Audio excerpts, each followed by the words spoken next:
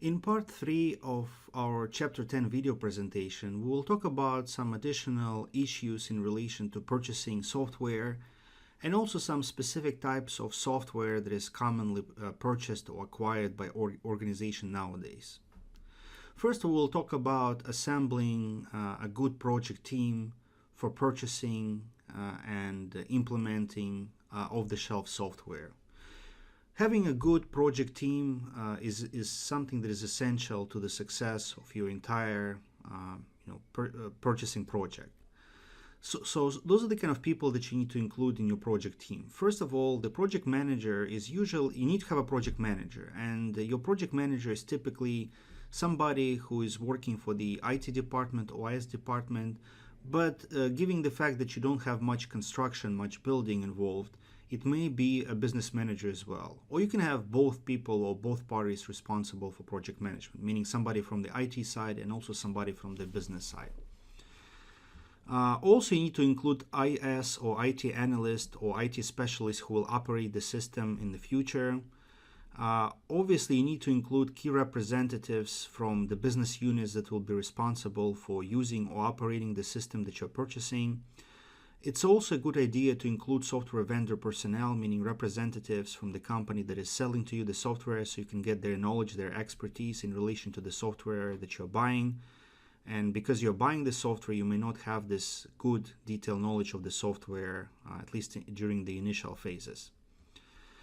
Sometimes organizations hire a third-party implementation partner other than the vendor.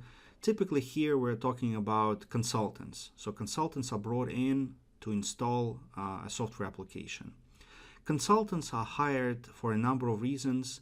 I think the most important reason is that oftentimes organizations simply do not have the required internal labor force to implement this project. So instead of hiring somebody on a full-time basis to be responsible for this project, they just temporarily contract a consultant to lead the implementation. And also, the second reason is getting access to expertise. Consultants may have the expertise that the organization need. And the third reason for hiring a consultant to implement this project, a project involving purchase software, is that it eliminates, at least to some degree, the politics surrounding the implementation. Because if you appoint somebody from the inside to lead the project, then this person may have some political connections within the organization. And because of that, this person will be less likely to make tough decisions, for example, decisions requiring redesign of certain business processes or elimination of certain positions within the department impacted by the software implementation. A consultant is more likely to make objective decisions that are good for the company. And also for contracting purposes, you may want to include purchasing specialists or contract attorneys that will help you with RFPs and also negotiating the contract for your software purchase. Nowadays, a lot of organizations are purchasing enterprise resource planning or ERP packages. As you well know by now, ERPs are large systems. They are large software packages designed to integrate all departments and all functions within an organization into a single integrated system. So the attractiveness here is that once you buy an ERP package, it kind of takes care of all of your organizational needs. That reminds me of one of the first research projects that I carried out when I was a doctoral student at the University of Houston. My research project was on PeopleSoft implementation at the University of Houston. And this PeopleSoft system is an enterprise system, and it's really amazing. I mean, it really automates, it encompasses all functions of a large university such as U of H. They started slow, they started by implementing the financial module, then human resource module, student records module, and all those things. But eventually, everything was automated with PeopleSoft. I mean, PeopleSoft is that big, it's that broad. It can automate, it can include all functions, all departments of a large universities. Now, because of that, because they're so all-encompassive, enterprise resource planning systems are very complex, and because they're complex, they're not easy to implement. Because they're complex and they impact the entire organization. But nevertheless, if organizations are successful in implementing an ERP system, they can derive a number of business benefits. Again, volumes can be written on business benefits of ERP packages. You can streamline your operations. You can also get access to best practices because, once again, ERP, just like any software package, includes certain business processes. So by buying an ERP package, you're also buying those processes, those best practices for doing things, and also a number of IT platform benefits. For example, you have a single database, or not necessarily like a single database, but at least a central data repository. So all the data from all the data related to the organization is stored centrally. So you have more confidence in data quality, in the fact that the data is not duplicated, that is not contradicting itself, by the virtue of being stored in different departments. Also, you can have this ERP system as one single architecture, typically based on client-server platform, but nowadays cloud-based platform is becoming more common. So all kinds of business and IT infrastructure benefits can be derived by installing an ERP package. By the way, in my second organization, they also installed PeopleSoft, but that was 10 years after. I remember the ERP implementation project at the University of Houston was very lengthy. I think they worked on it for like 10 years. And the number, I don't think I had access to actual financial data on this project, but I think the number was very staggering. We're talking about millions and millions of dollars spent over those 10 years. Now, the second university, they were doing it a bit later, and because of that, it really took them 3 years to implement PeopleSoft, and I don't think it cost them that much. Probably still the amount was in the $1 million range, but it wasn't nearly as much as what U of H spent. So nowadays, those ERP packages are more mature and easy, and are relatively easy and less costly to implement than 10 or 20 years ago. 10 or 20 years ago, a lot of those ERP projects, they costed millions, sometimes hundreds of millions of dollars, and there are also those widely publicized cases of companies going bankrupt as a result of an ERP implementation because it's just so costly. It creates so much disruption across the entire organization. One classic case of that is a company called Fox Meyer. I think it was a pharmaceutical distribution company. They hired a well-known IT consulting company to install an ERP package. Eventually, they went bankrupt, and they were blaming this ERP project, and more specifically this IT consulting company, for bringing the company to bankruptcy, and they were suing them for like $500 million as a result of this failed ERP implementation project. Because the ERP implementation has been such an important topic for a lot of companies, a lot of researchers, over the years, some of the studies discovered best practices or critical success factors in implementing ERP packages. Some of those success factors are listed here. You need to have top management engaged, not just involved. In other words, you need to have a lot of support from top management to get things done. You need to have experienced project leaders, project managers, and also team members who are decision makers. In other words, team members who are not just there to represent their functions. You need to have team members who can make decisions, and those decisions should help you, do the necessary adjustments or modifications to install an ERP system. Also, you need to have access to third parties that have access to expertise that you don't have internally.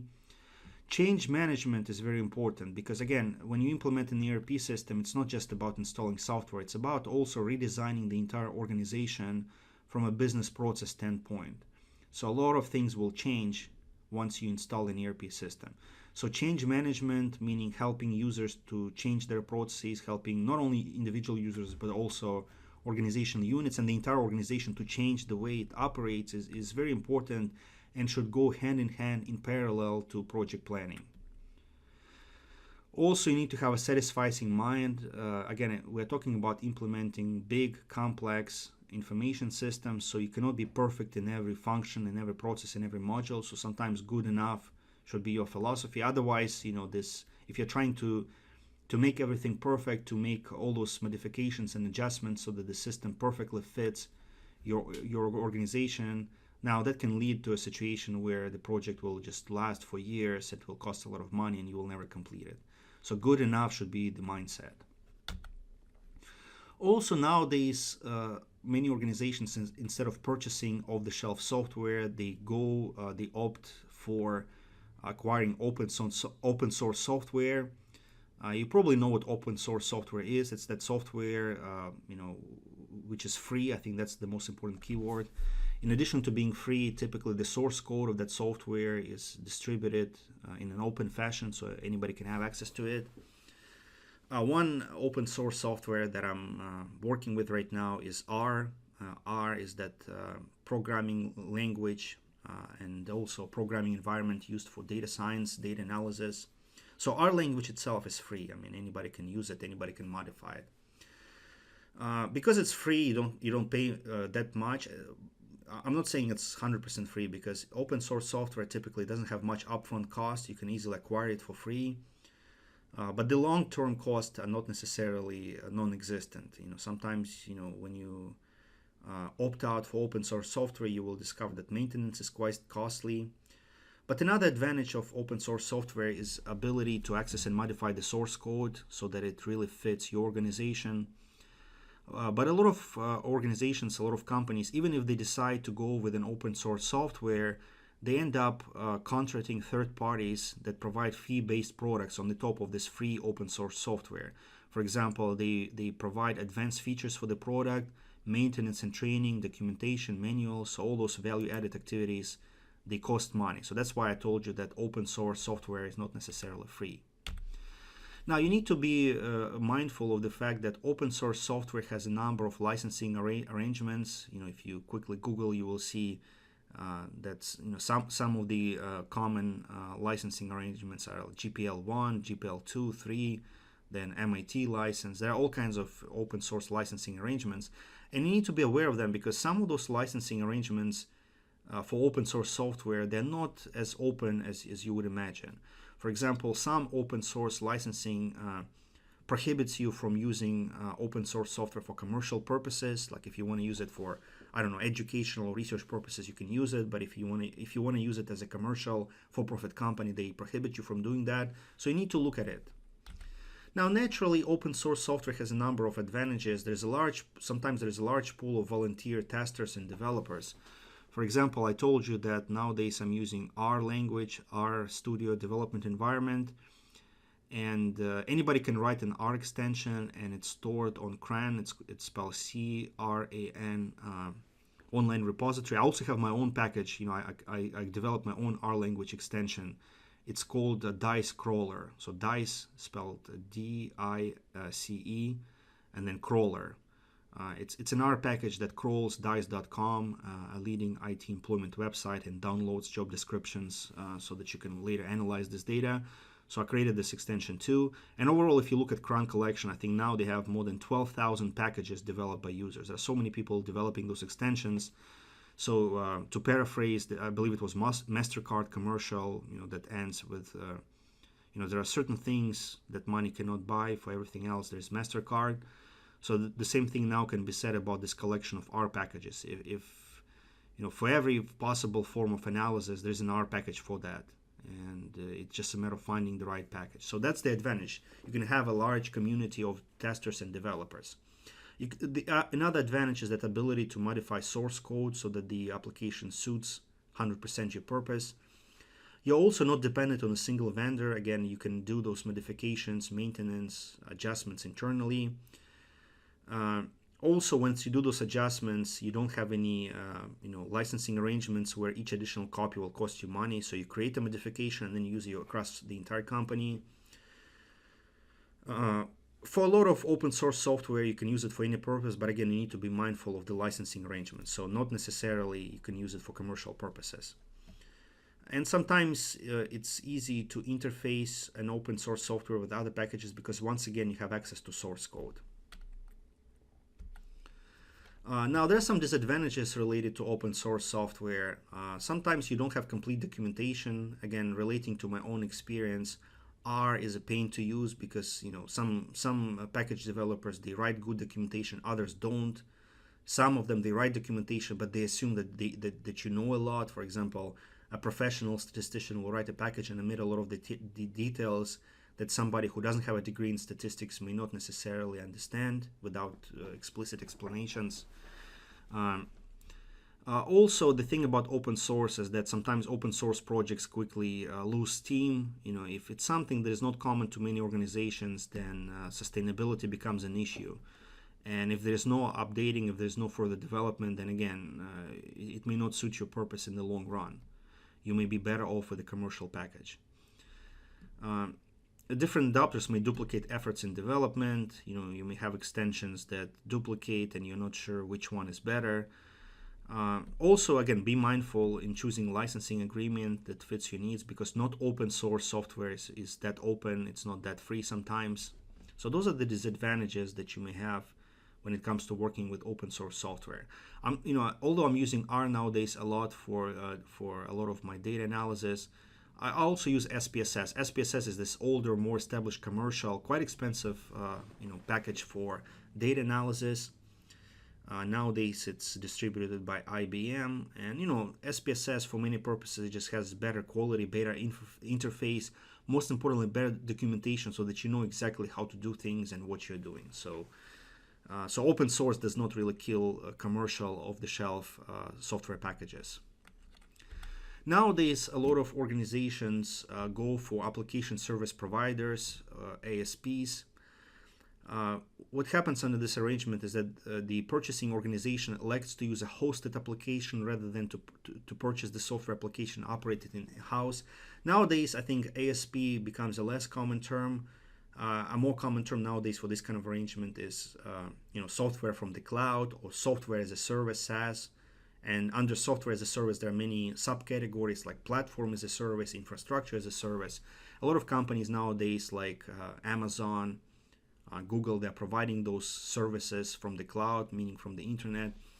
I think the poster child of this SaaS or ASP movement is Salesforce.com, which is a web-based or cloud-based CRM system. So if you have a chance, take a look at it.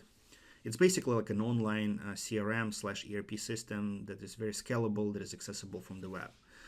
The arrangement under ASP or SaaS is more of a subscription where company pays vendor for delivering the software functionality over the internet to company employees and sometimes business partners. It's typically paid for on a per head basis, just like subscribing to a newspaper. It's like on a per household basis.